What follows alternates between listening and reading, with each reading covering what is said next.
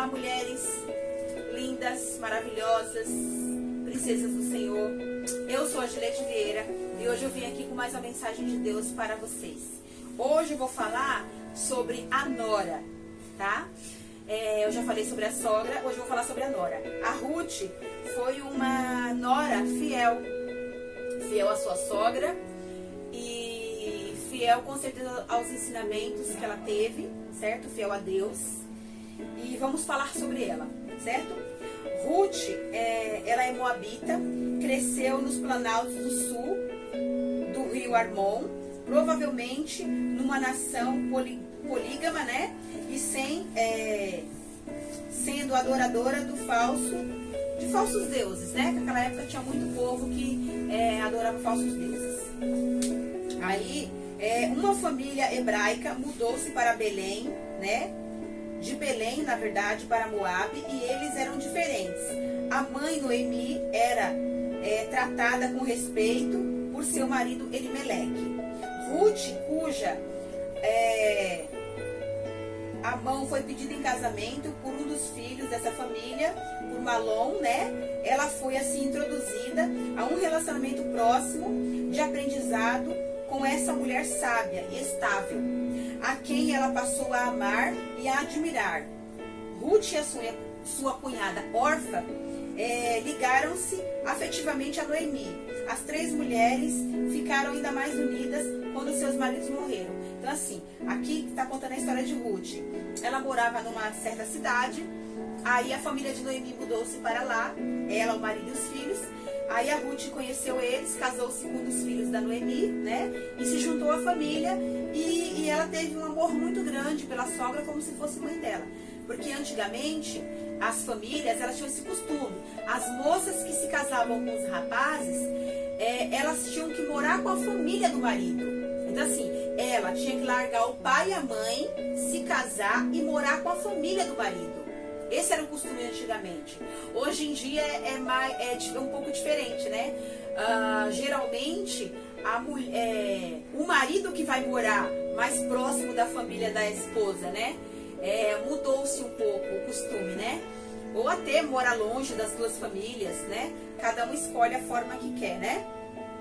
E aí, essa história vai nos contando, assim, que Noemi ouviu dizer que a fonte de Belém havia passado, assim, a fome, né? A situação de fome que houve em Belém havia passado e quis voltar para casa. Ela pediu para as duas noras para voltarem para suas famílias, né? Porque mulheres viúvas naquela época passavam fome e as três estavam viúvas. Noemi ficou viúva e aí ficou junto com os dois filhos e as duas noras. Os dois filhos dela morreu e aí ela ficou junto com as noras sozinha. Ficaram três mulheres viúvas morando sozinhas. Então assim, elas estavam praticamente passando fome também. Aí a Noemi resolveu voltar para Belém e pediu para as noras voltarem para a casa dos seus pais, né? Aí continuando a história aqui, né? Ela falou assim, ó, volte para a casa da sua família, dos seus pais, né? E para vocês estarem livres para poderem se casar novamente, né? Aí as duas jovens queriam ficar com ela, mas depois da sua despedida, a órfã resolveu voltar para a casa dos pais, né? Ruth, porém, apegou-se a Noemi. Seu nome é uma contração do hebraico, né? O nome dela significa visão, né? A visão de algo que é digno de ser visto. É o nome de Ruth, a tradução do nome de Ruth, né? Ou possivelmente amizade. Então, assim, no hebraico, todos os nomes tinham significados, né? Então, o significado do nome de Ruth é amizade, né? A Ruth compreendia que mudar-se para Belém significava renunciar totalmente à sua herança cultural e passar o resto da sua vida como estrangeira. O seu voto a Noemi é uma declaração mais bela de compromisso da história. Então assim, é uma pessoa fiel. Ela fala assim, não vou abandonar minha sogra, não vou deixar ela sozinha à própria sorte. Ela está na mesma situação que eu, então se a gente unida, a gente vai conseguir vencer essa situação. Eu creio que ela deve ter pensado isso, né? A chegada de duas mulheres a Belém marcou o começo de uma nova vida para Ruth. Ela trabalhou nos campos de cevada de Boaz, um parente de Noemi, rebuscando as espigas deixadas nos cantos para os pobres, né? Os feixes de grãos eram colhidos e debulhados com uma ferramenta manual pesada, feita de madeira. Então, com um grande esforço, né, ela recolhia os grãos, recolhia as espigas, e ela trabalhava nesses campos, né, desse rapaz chamado Boaz. Na verdade, fala-se que ele é parente da Noemi, mas ele era parente do marido de Noemi, né? Devia ser um sobrinho distante, né? E aí ela tinha que, ao mesmo tempo, trabalhar nesses campos e preservar sua reputação, né? Ela tinha que se demonstrar como uma mulher honesta, uma mulher íntegra, né? E uma mulher de família. E ela foi elogiada pelo dono desses campos, porque ela não era mulher amostrada, ela ficava recatada no cantinho dela, só esperando o final do dia.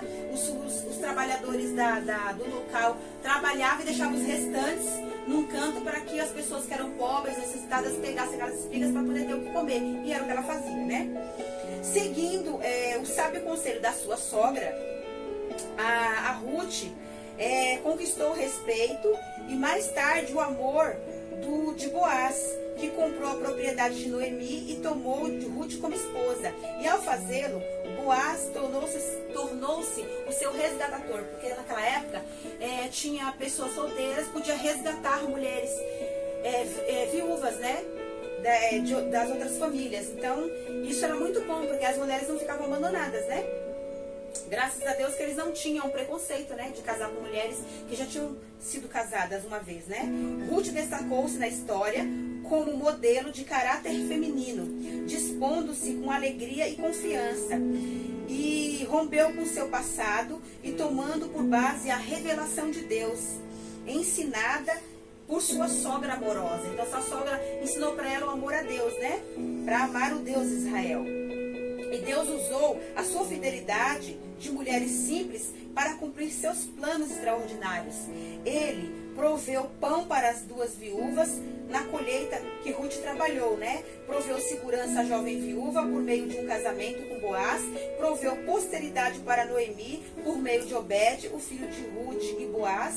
E Deus proveu um grande rei para Israel e até mesmo o Messias por meio dessa mulher que teve sabedoria e foi obediente a Deus. Então, assim, foram duas mulheres que se juntaram e que fizeram a vontade de Deus e foram honradas por isso. Então, Ruth casou-se com Boaz, é mãe de Obed. Obed casou-se, foi pai de Jessé. Jessé casou-se, foi pai de Davi, e assim por diante até chegar na genealogia de Jesus.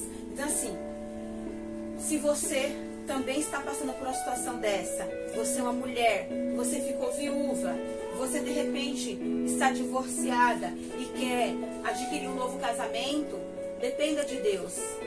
Creia que Deus tem o melhor para a tua vida. Creia que Deus pode te restituir sua família. Se você tem esse desejo no coração, dependa de Deus, que Ele vai te dar um novo marido, uma nova família, e vai te dar muitas bênçãos em sua vida, que você vai realizar novos sonhos, novos projetos. Então, o segredo é depender de Deus. Receba essa palavra em nome de Jesus.